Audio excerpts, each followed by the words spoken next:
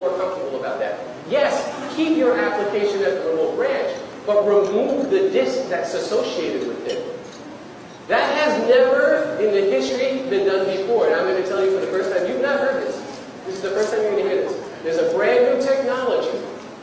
There's a brand new technology that has been brought to market, and we have lots of customers now using it, that allows you to rip out a disk, an ISO-SCSI disk, right from the computer, put it into the data center, leave the application next to the user, and he thinks the disk is still there.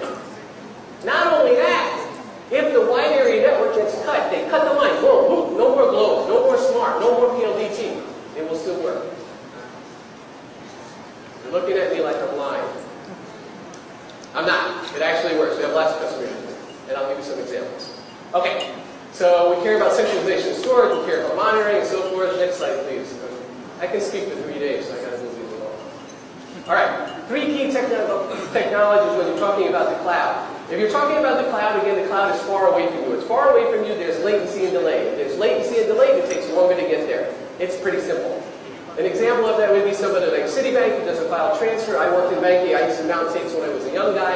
I used to do file backups, and it would take 20 hours to do it. With this technology, because the cloud is further away, this technology removes 95% of the data information and reduces bandwidth by up to 95%. It changes the backup from 20 hours to 1 hour.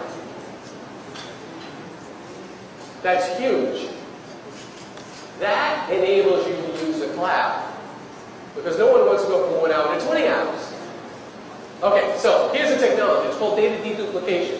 What that means is, if I have seen this data before, I will not send it again. I'm going to explain it very easy to you, but it's really important to understand it for the cloud. All right, so what happens is, it's a symmetrical environment. One thing on each end. Whether that thing is a software client, or it's a physical box, or it's a virtual device, makes no difference.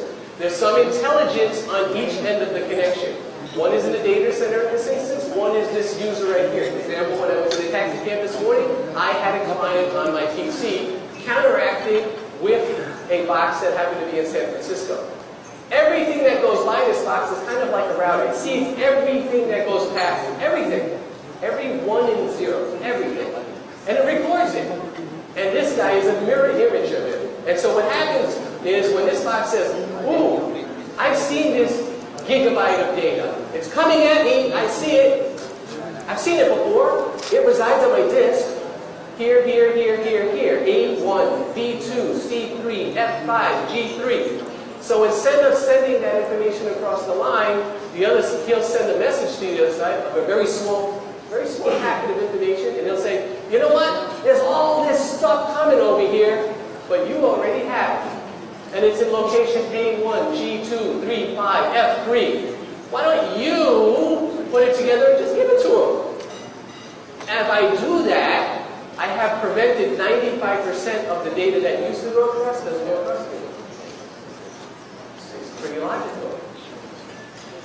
It's already there. And you know what? I don't have to see that file. I'm looking at what they call ones and zeros. Ones and zeros. It's all digital. I don't care if it's a JPEG. I don't care if it's a Lotus Notes file. I don't care if it's, Outlook, your email system. I don't care if it's a database backup. I don't care what it is in your intellectual property. It's 1 and 0. Now think about it. I used to work at Bell Laboratories in New Jersey. Networking is all about mathematics. Everything actually at the end of the day is all about mathematics. If you look at the alphabet, there's only a finite combination you can have of 1s and 0s and letters. And if you can guess what those are in an algorithm, you got it all. It's finite. You can guess it. Right? So again, bottom line here is I reduce up to 95% of the data that goes across. What that has meant for many banking organizations as well as government organizations is that I can actually reduce my bandwidth requirement. I can actually reduce it by at least 50%. And on top of that, I can add more users and more applications for the same cost. Data deduplication, very important technology for cloud. I optimize TCP. TCP is a very common protocol, but it is very chatty. I got it, I got it, I got it, give me more, I got it, I got it, give me more, give me more, give me more. This is especially difficult if you have a satellite network. We actually have to go up to half a second. When I worked in the military, I worked a lot on satellites. half a second up, half a second down for every single packet of information, that makes your transmissions take a really, really, really long time. If you're using a cloud, it's going to become prohibitive. So there's a protocol that we use to actually enhance this. One of the things we do is we do something dynamically. So what's an example of that? Do you know that when it's cloudy outside and it's rainy, that the performance of the satellite is worse? Some people know that if you're in IT. So we get around that by doing it dynamic. Ooh, right now there's a cloud there, so we'll change the packet size, and we'll change the TCP size, we'll change the model size. It's not cloud anymore. We do that on the fly. We save 65 to 95% of all the transmission on the TCP next week. Then the last thing that we do, and you should be looking for, is we accelerate applications. Things like CRM, SAP, Oracle, SharePoint, Lotus Notes, Telnet, NFS. All of these are applications that you're probably familiar with, and there are many more as well. We actually emulate those protocols. Did you know when you move your mouse, did you ever move your mouse and you notice, wow, it's taking a long time? What's going on? Well, sometimes when you move your mouse, there's some programmers that wrote something and said, hey, his icon is over this box. He might open that file. Is he authorized? Is he allowed? Should I alert somebody? That's why sometimes it takes a while for the door process. Up to 100 different things that are happening. Because we emulate all of the protocols that I told you about and more, we do it all locally, that doesn't go across the network either. Now, if I'm not sending data, come on, it's logical. If I'm not sending data across the network, it's going to be pretty fast. I'm not using the network because the data is already on the other side. Pretty simple. Next please. Oh my goodness. Okay, so we do this for more protocols than anyone else in the world. You should be looking for them to support your applications, things like I mentioned. On average, we will do 25x, we do up to 100x, it's 200x. What does that mean? If a transaction took 100 minutes, it now takes 1 minute. If it took 100 seconds, it now takes 1 second. Think of the productivity gain. One of the things that we have a lot of call centers as an example. In the government organizations, you have call centers as well. What if I could take a 5-minute phone call and turn it into a 1-minute phone call? Wouldn't that be great productivity? Wouldn't you have to hire less people? Couldn't you get more done at the end of the day? That's what we enable you to do because the data is there quicker. If you ever, if you call Sony to get something serviced, the reason the guy's chatting with you is because he hasn't had the data about your account. He doesn't have the job yet.